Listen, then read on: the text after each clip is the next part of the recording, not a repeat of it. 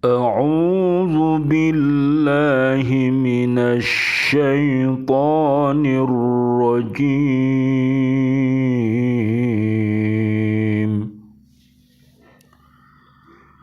بسم الله الرحمن الرحيم.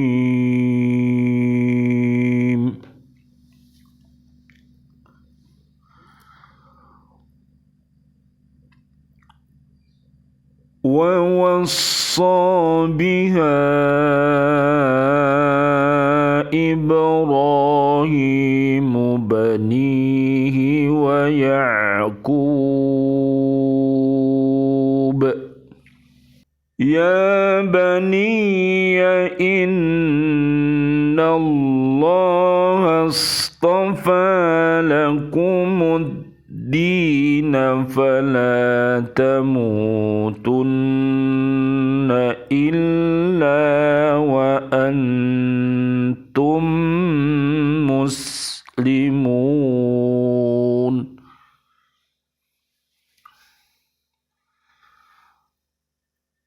أم كنتم شهداء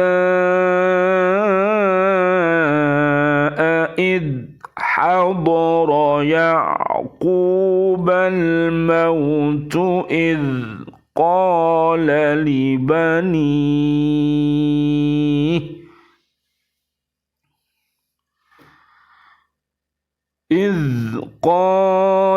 لبنيه ما تعبدون من بعدي قالوا نعبد إلهك وإله آبائك إبراهيم وإسماعيل وإسحاق إلها واحدا ونحن له مسلمون.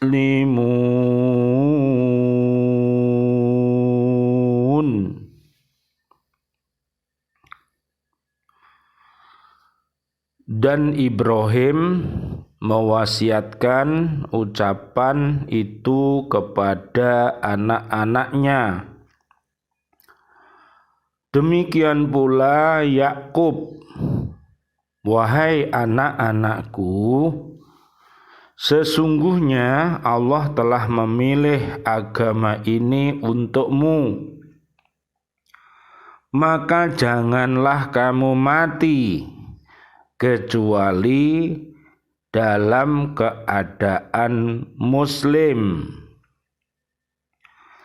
Apakah kamu menjadi saksi saat maut akan menjemput Yakub ketika dia berkata kepada anak-anaknya, apa yang kamu sembah sepeninggalku?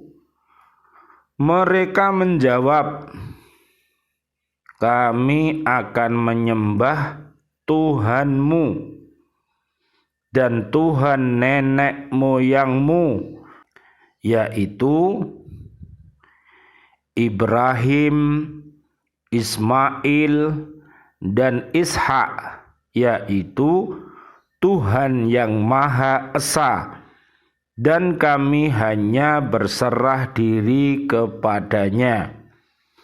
Surat Al-Baqarah ayat 132 sampai ayat 133. Masih melanjutkan kajian kita, kisah-kisah para nabi dan para rasul yang kita pelajari. Mudah-mudahan dengan kita membaca kisah-kisah yang terdapat dalam Al-Quran, kita mendapatkan pelajaran yang berharga di dalam kehidupan ini. Jadi sekali lagi bahwa Al-Quran itu termasuk isi-isinya luar biasa tentang akidah, tentang syariah, tentang ibadah, tentang muamalah, tentang kisah-kisah. Jadi kisah-kisah manusia yang mulia, manusia yang indah dan mulia dan mempesona, itu adalah para nabi dan para rasul.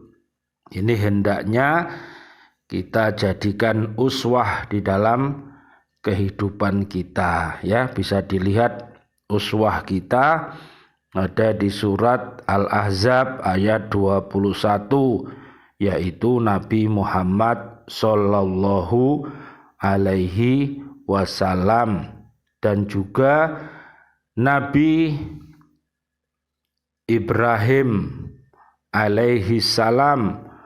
Beliau juga termasuk uswah kita yang akan kita bahas pada pertemuan kali ini. Mudah-mudahan Allah Subhanahu wa ta'ala memberikan kepada diri kita, keluarga kita, serta umat ini yang pada hari ini sedang sakit, mudah-mudahan Allah Subhanahu wa ta'ala memberikan obat, ya, memberikan kesembuhan kepadanya, dan mudah-mudahan sakit yang dideritanya itu bisa menggugurkan seluruh dosa-dosanya. Jadi mudah-mudahan sakit apapun yang diberikan Allah kepada kita, mudah-mudahan kita menjadi sabar. Setelah sakit itu kita sembuh, maka kita akan mendapatkan hikmah betapa pentingnya yang namanya sehat itu. Oleh karena itu Rasulullah Shallallahu Alaihi Wasallam berpesan kepada kita, jagalah sehat sebelum kita sakit. Jadi mudah-mudahan pada waktu kita sehat, kita mampu mempergunakannya untuk beriman dan bertakwa kepada Allah Subhanahu wa ta'ala dan berbuat manfaat, ya, untuk diri, keluarga, dan umat ini. Karena sebaik-baik manusia adalah orang yang bermanfaat bagi umat atau insan atau orang lain. Baiklah, mari kita berdoa kepada Allah Subhanahu wa ta'ala. Mudah-mudahan Allah memberikan kepada kita dan keluarga besar kita, umat ini, panjang umur, bil barokah, wa bitaatillah, sihah wal afiat, sehat wal afiat, dan husnul khotimah. Amin ya robbal alamin. Bapak kita, guru-guru kita, murid-murid kita, tetangga-tetangga kita yang beriman takwa, yang beliau sudah kapundhut, sudah meninggalkan dunia ini, mudah-mudahan Allah senantiasa anzilir rahmah wal maghfirah wan ni'mah wal jannah ala hadiniyah as-solihah bisirril fatihah. A'udzu billahi minasyaitonir rajim. Bismillahirrahmanirrahim. Alhamdulillahi rabbil alamin, arrahmanir rahim, maliki yaumiddin, iyyaka na'budu wa iyyaka nasta'in, ihdinas siratal mustaqim, siratal ladzina an'amta 'alaihim ghairil maghdubi 'alaihim waladdallin. Amin amin ya rabbal alamin. Mari kita perhatikan kandungan yang terdapat di surat Al-Baqarah ayat 132. Nabi Ibrahim alaihi salam dan Nabi Yakub alaihi salam berwasiat kepada putra-putranya. Demikian juga yang dilakukan oleh cucunya yang bernama Nabi Yakub alaihi salam. Jadi Nabi Yakub itu bapaknya Nabi Yusuf alaihissalam, ya, bapaknya Bunyamin, dan juga termasuk punya putra yang 11 putra itu, ya. Jadi luar biasa keluarga besar Nabi Yakub ini.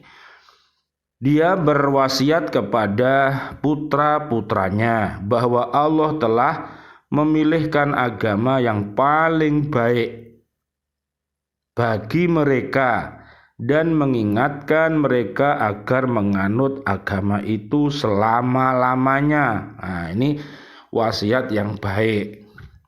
Jadi wasiat yang baik itu kepada anak, cucu, saudara-saudari umat ini untuk senantiasa berpegang teguh kepada agama Islam selama-lamanya. Jadi lahir dalam keadaan Islam, hidup dalam keadaan Islam, mati pun harus dalam keadaan Islam. Itu yang namanya hidup husnul, yang wafatnya bisa husnul khotimah.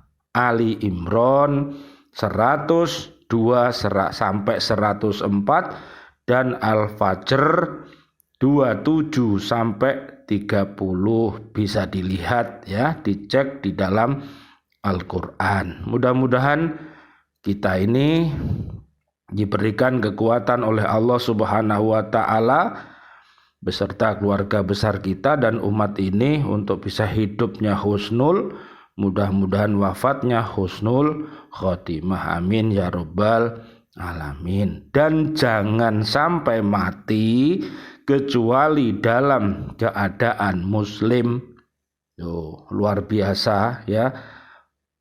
Para nabi dan para rasul itu nek berwasiat, nek memberikan nasihat kepada anak cucunya, yaitu tadi pegang Islam, pegangi iman, pegangi ihsan, ayo taat sama Allah, ayo taat sama Rasulullah, ayo taat sama ayah ibu, ayo taat sama bapak dan ibu guru, ayo hormati kakakmu, ayo cintai adikmu, dan semuanya, ya.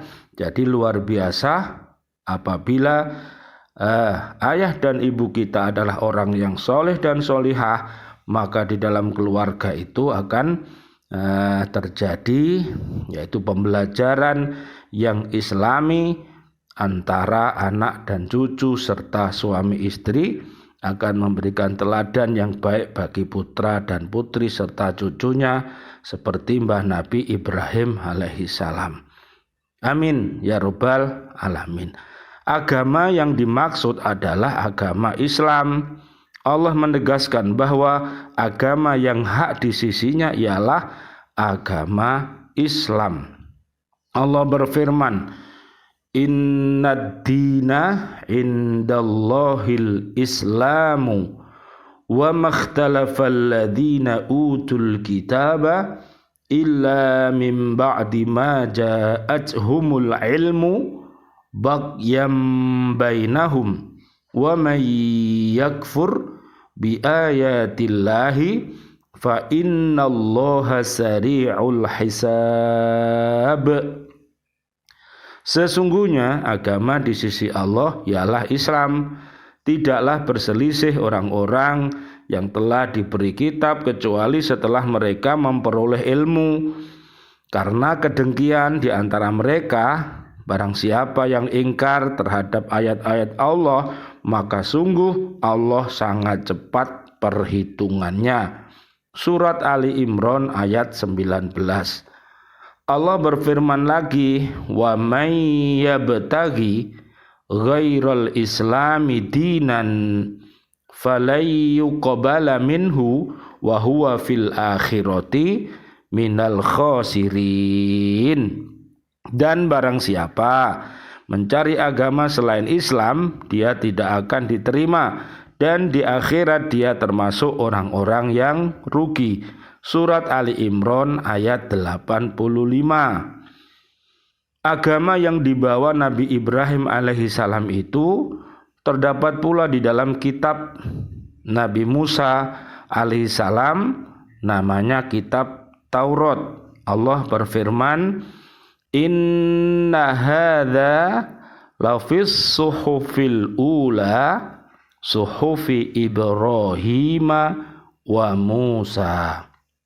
Sesungguhnya ini terdapat dalam kitab-kitab yang dahulu, yaitu kitab-kitab Nabi Ibrahim alaihissalam dan Nabi Musa alaihissalam. Surat Al-A'la ayat 18 dan 19. Qulu amanna billahi wa ma unzila ilaina wa ma unzila ila Ibrahima wa Ismaila wa Ishaqa wa Yaquba wal asbati wa ma utiya Musa wa Isa wa ma utiyan nabiyyuna mir rabbihim. Katakanlah, kami beriman kepada Allah dan kepada apa yang diturunkan kepada kami dan kepada apa yang diturunkan kepada Ibrahim, Ismail, Ishak, Yakub dan anak cucunya, dan kepada apa yang diberikan kepada Musa dan Isa, serta kepada apa yang diberikan kepada nabi-nabi dari Tuhan mereka. Surat Al-Baqarah ayat 136. Allah tidak membeda-bedakan para nabi dan rasul yang diutusnya. Allah berfirman, la nufarriqu baina ahadim minhum wa nahnu lahu muslimun. Kami tidak membeda-bedakan seorang pun di antara mereka dan kami berserah diri kepadanya. Surat Al-Baqarah ayat 136. Karena itu Allah memerintahkan Nabi Muhammad SAW dan kaum muslimin beriman kepada para nabi dan para rasulnya. Iman kepada para nabi dan rasulnya serta apa yang dibawanya termasuk rukun iman. Dari perkataan Nabi Ibrahim alaihissalam telah mewasiatkan dapat difahami, satu, bahwa yang diwariskan itu adalah suatu hal yang sangat penting, berbahaya bagi kehidupan bila wasiat itu tidak dilaksanakan. Karena itu di dalam ayat digunakan perkataan satu, wasiat, bukan memerintahkan. Perkataan wasiat menunjukkan bahwa sesuatu itu sangat penting. Yang kedua, anak-anaknya bukan orang lain. Menurut kebiasaan berwasiat kepada anak-anak sendiri itu diharapkan lebih mungkin terlaksana dibandingkan dengan wasiat kepada orang lain. Sekarang yang kedua, di dalam ayat ini disebutkan bahwa yang berwasiat itu ialah Nabi Ibrahim alaihissalam, Nabi Yakub alaihissalam, seakan-akan perkataan itu dipisahkan. Hal ini memberi pengertian bahwa yang disuruh melaksanakan wasiat itu bukan hanya keturunan Ibrahim alaihissalam dan cucunya Yakub alaihissalam Bani Israel saja, tetapi wasiat itu mencakup seluruh anak cucu Nabi Ibrahim dan seluruh kaum muslimin, termasuk di dalamnya keturunan Nabi Ismail alaihissalam, termasuk kita semuanya umatnya Nabi Muhammad sallallahu alaihi wasallam, ya. Kemudian kita lihat terakhir di ayat 133.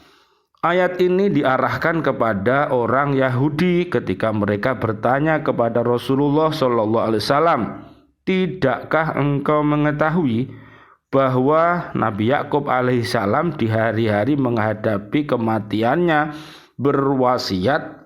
mewasiatkan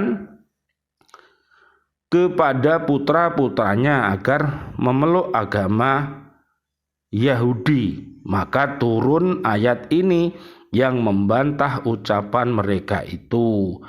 Ayat ini menentang kebenaran ucapan orang-orang Yahudi bahwa mengapa mereka berani mengucapkan yang demikian.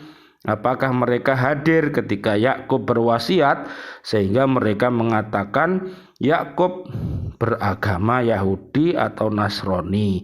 Tidak, mereka tidak menghadirinya. Karena itu janganlah mengada-ada, mengatakan sesuatu yang tidak ada, seperti mengatakan Nabi Ibrahim alaihissalam itu beragama Yahudi atau Nasrani dan sebagainya.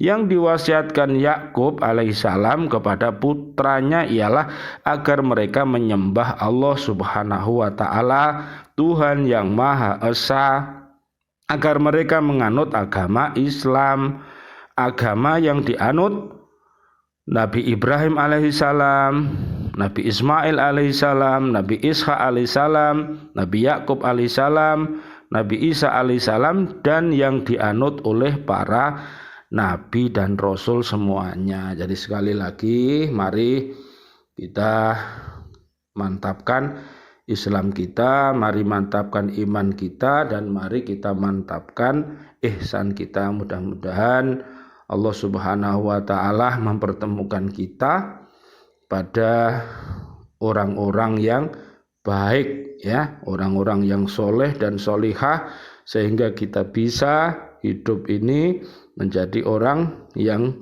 baik.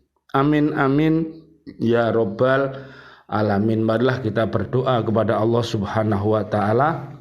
Mudah-mudahan segala kebaikan yang kita lakukan Allah subhanahu wa ta'ala menerimanya, dan mudah-mudahan seluruh kesalahan yang kita lakukan mudah-mudahan Allah subhanahu wa ta'ala mengampunkannya. A'udzubillahi minasyaitonirrajim. Bismillahirrahmanirrahim. Rabbana taqabbal minna innaka antas samiul alim wa tub alaina innaka antat tawwabur rahim. Allahumma inni a'udzubika minal hammi wal huzni wa a'udzubika minal ajzi wal kasali wa a'udzubika minal jubni wal bukhli wa a'udzubika min ghalabatid daini wa qahrir rijali. Ya Allah, aku berlindung kepadamu dari rasa sesak dada dan gelisah, dan aku berlindung kepadamu dari kelemahan dan kemalasan, dan aku berlindung kepadamu dari sifat pengecut dan kikir, dan aku berlindung kepadamu dari dilingkupi hutang dan dominasi manusia. Allahumma afini fi badani, Allahumma afini fi sam'i, Allahumma afini fi basori, la ilaha illa anta. Ya Allah, sehatkanlah badanku. Ya Allah, sehatkanlah pendengaranku. Ya Allah, sehatkanlah penglihatanku. Tiada Tuhan selain Engkau. Allahumma inna na'udzubika min corona. Allahumma inna na'udzubika min corona. Allahumma inna na'udzubika min corona wa na'udzubika minal kafirin wa na'udzubika minad dolimin wa na'udzubika minal fasikin wa na'udzubika minal musyrikin.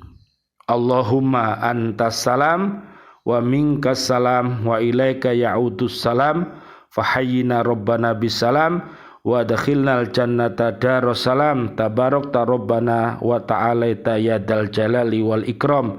Asyhadu an la ilaha illallah wahdahu la syarikalah wa asyhadu anna muhammadan abduhu wa rasuluh. Allahumma ja'alni minat tawabin wa ja'alni minal mutatahhirin wa ja'alni min ibadikas solihin. Amin amin ya rabbal alamin. Wal afu minkum. Wassalamualaikum warahmatullahi wabarakatuh. Waalaikumsalam warahmatullahi wabarakatuh.